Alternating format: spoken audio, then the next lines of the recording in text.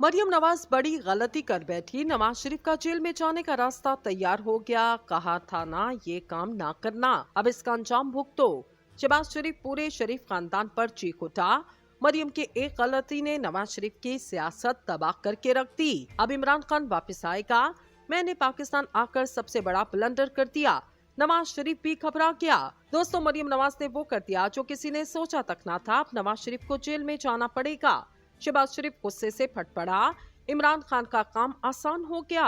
सारी बाजी पलट के रख दी। यूरोपीय माशरा बड़े अरसे तक यूरोप के एस्टेब्लिशमेंट का गुलाम रहा। कई बार पॉप अपने खिलाफ उठने वाली छोटी सी आवाज पर भड़क उठता। ऐसे सैकड़ों वाकयात लेकिन हमें पाकिस्तान की सियासत में दाखिल होने वाले ने अवामिल पर बात करना होगी। पाकिस्तान में आजाद और जमहूर की सोच के मुताबिक पॉलिसी बनाने के ख्वाहिशमंद हमेशा एंटी एस्टैब्लिशमेंट कहलाए। कई बेचारे तो बार बार कहते रहे कि वो रियासत मुखालिफ नहीं, एस्टैब्लिशमेंट के दुश्मन नहीं, लेकिन इनकी किसी ने किसी बात पर गिरफ्त हो गई। पॉप का चेहरा अब यूरोपियन के लिए अजनबी नहीं रहा।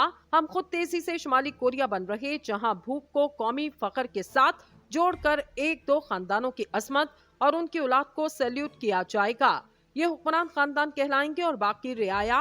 मियां नवाज शरीफ वापस आ गए। वो जिस तरह गए उसी तरह वापस आए। ना इनके जाने की कहानी आम आदमी को मालूम हुई, ना वापसी के इंतजामात से मुतल्लिक कुछ पता चल सका। ये किसकी बालादस्ती है? नवाज शरीफ और इनके साथियों को यकीन था कि मीनार पाकिस्तान पर कामयाब जलसा सियासी हवाओं का रुख बदल देगा। ये जलसा कामयाब तो नहीं हुआ। हजारों लोग जरूर आए। मोटरसाइकिलों, खानों और दिहाड़ी के एवज दूर दराज से लोग लाए गए।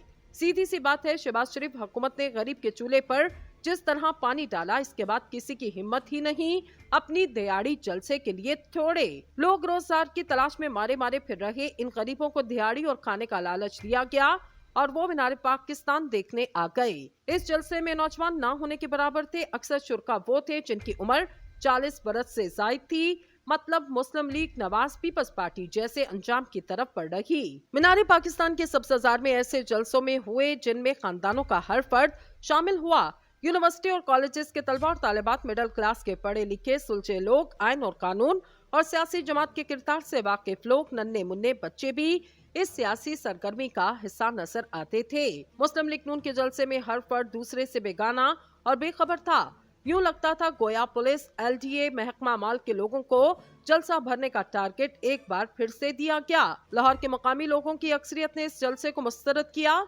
इनकी शिरकत न होने के बराबर रही। कई अरब लोग ट्रांसपोर्ट, बैनर्स, फ्लैग्स, सिक्योरिटी और खानों पर खर्च किए गए। ये रकम कहां से आई, किसने चंदा दिया? टैक्स महकमे को हिसाब लेना चाहिए।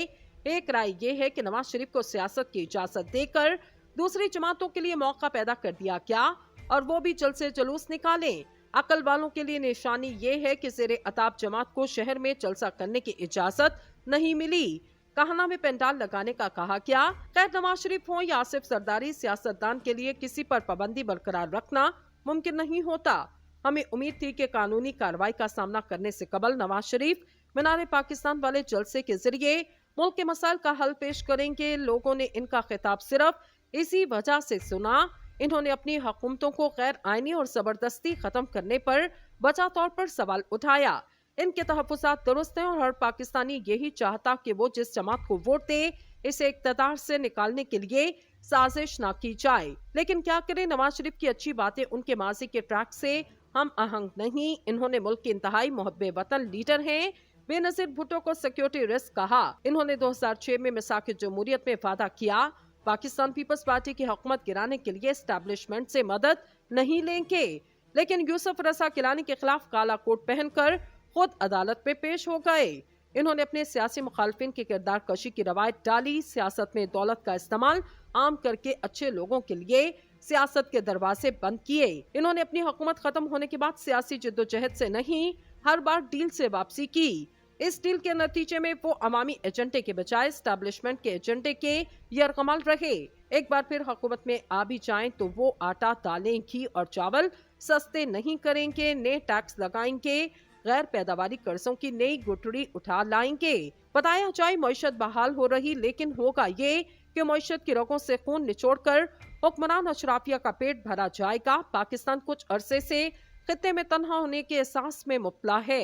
भारत ने कश्मीर पर मनमानी कर ली, मोदी के यार का ताना दिया जाता था। अब शायद नवाज शरीफ मोदी से दरख्वास्त करें कि दुश्मनी छोड़े, जो हुआ इसे दोनों भूल जाते हैं, नए मुस्तकबिल की बुनियाद रखते हैं। खिते में दौलत की जो रेल पेल हो रही, इसमें बांग्लादेश, श्रीलंका और मालदीव के साथ पाकिस्तान को भी कुछ हिस्सा दिया जाए। मालूम नहीं अफगानिस्तान के स्क्रैप का मामला अभी निपटा या नहीं, लेकिन 10 अरब डॉलर का स्क्रैप बताया जाता था कि भारत दरामद करना चाहता। मालूम नहीं सज्जन चंदोल और मित्तल वाली कहानियों का क्या जवाब पेश किया जाएगा।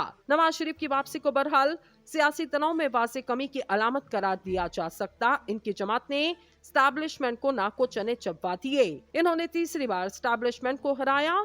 हमें जैसे नाकिद मियां साहब की सियासी इख्तलाफात पर सवाल उठा सकते, लेकिन इसमें क्या शक कि इन्होंने सियासी मुश्किलात में से ही रास्ता बनाना सीख लिया। ये रकम कहां से आई, किसने चंदा दिया, टैक्स महकमे को हिसाब लेना चाहिए।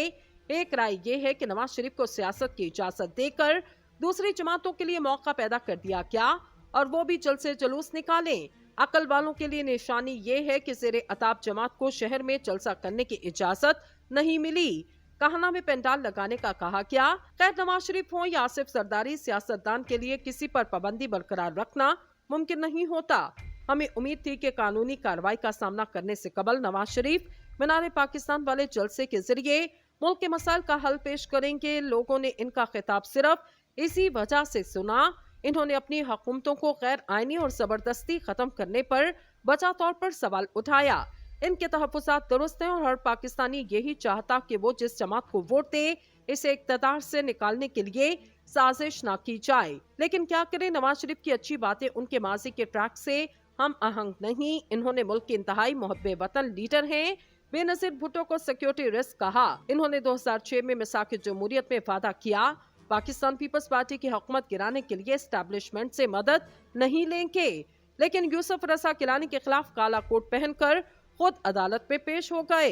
इन्होंने अपने सियासी मुखालफिन की किरदार कशी की रवायत डाली। सियासत में दौलत का इस्तेमाल आम करके अच्छे लोगों के लिए सियासत के दरवाजे बंद किए। इन्होंने अपनी हुकूमत खत्म होने के बाद सियासी जिद्दोजहद से नहीं, हर बार डील से वापसी की। इस डील के नतीजे में वो अवामी एजेंडे के बजाय एस्टैब्लिशमेंट के एजेंडे के यरगमाल रहे। एक बार फिर हुकूमत में आ भी जाएं तो वो आटा, दालें, घी और चावल सस्ते नहीं करेंगे, नए टैक्स लगाएंगे, गैर पैदावारी कर्जों की नई गुठड़ी उठा लाएंगे।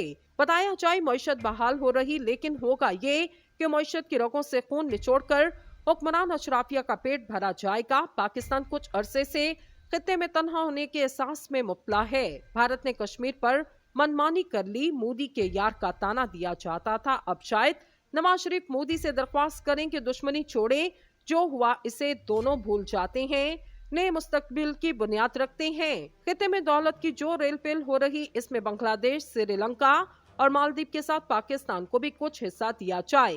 मालूम नहीं अफगानिस्तान के स्क्रैप का मामला अभी निपटा या नहीं, लेकिन 10 अरब डॉलर का स्क्रैप बताया जाता था कि भारत दरामद करना चाहता। मालूम नहीं सज्जन चंदोल और मित्तल वाली कहानियों का क्या जवाब पेश किया जाएगा। नवाज शरीफ की वापसी को बहरहाल सियासी तनाव में वाज़ेह कमी की अलामत करार दिया जा सकता। इनकी जमात ने स्टैब्लिशमेंट को नाको चने चबवा दिए। इन्होंने तीसरी बार स्टैब्लिशमेंट को हराया। हमें जैसे नाकिद मियां साहब की सियासी इख्तलाफात पर सवाल उठा सकते, लेकिन इसमें क्या शक कि इन्होंने सियासी मुश्किलात में से ही रास्ता बनाना सीख लिया।